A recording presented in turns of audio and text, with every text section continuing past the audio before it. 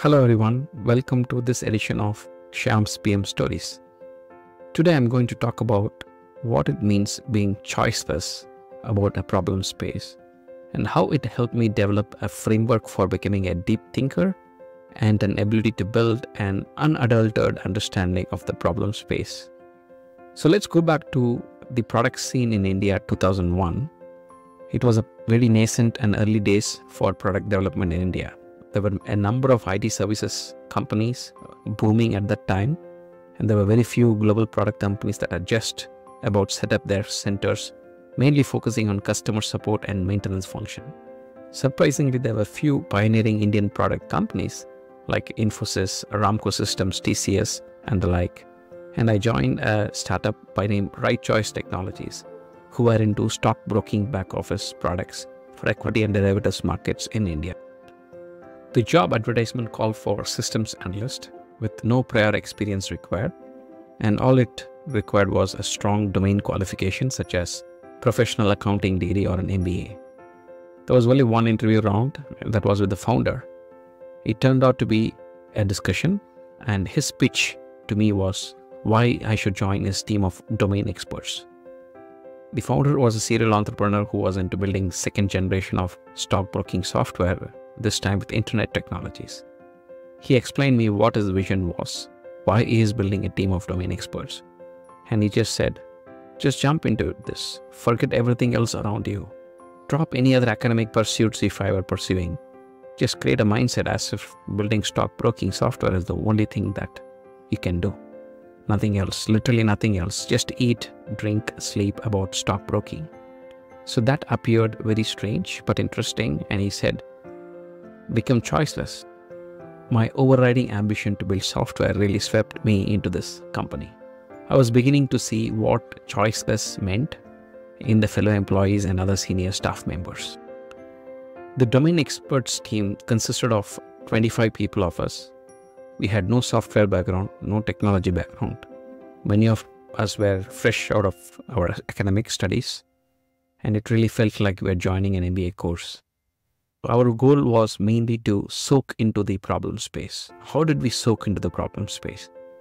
A typical day in the life at the R&D center looked like this. We start the day with reading newspapers. The main newspapers were the Economic Times, Financial Times, and studying the stock market section of the newspaper in depth. And then we had classroom sessions where we were taught about stockbroking business model, how the equity markets operate, how the derivatives market operate, how the front-end systems in the stock market operated, and how the back-end systems operated. Many days we had stayed back at work, and all through the night just brainstorming, discussing various topics related to the sessions that we had during the day. In addition to the classroom sessions and also the researching the news through the newspaper, we were also avid follower of the CNBC news channel. We used to watch interviews with various stockbrokers at the beginning of the market, at the end of the day, and then during the night, special sessions where experts were interviewed. Especially this was the time of the capital market scene in India where we were moving from weekly settlement to T+5, T+2 kind of settlement model. The depositories were being introduced, and we were also looking at introducing derivatives in the capital market, looking at futures and options specifically. So it was a fascinating period of learning, and all with limited internet exposure, all we had was these newspapers, the news channels, and the classroom sessions. Those were our channels that we tapped into in building our knowledge in the problem space. So in addition to the R&D center, we also had an office in Mumbai, the capital of the stock market in India, and we were near all our customers. And the idea was the domain expert would make customer visits, at least visit one stockbroker every day, and then watch and observe all the interactions that the stockbroker users have with the software that we delivered. And then we also had active conversations with our sales and customer support teams. And then we were also made to join our sales team and in fact perform customer demos. So pretty much we were into all the functions of a product company. What artifacts did we produce?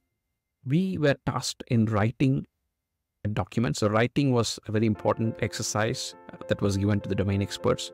So we wrote the documents around talking about the business fundamentals, how the stockbroking business operated, and develop our own key insights about how the businesses operated.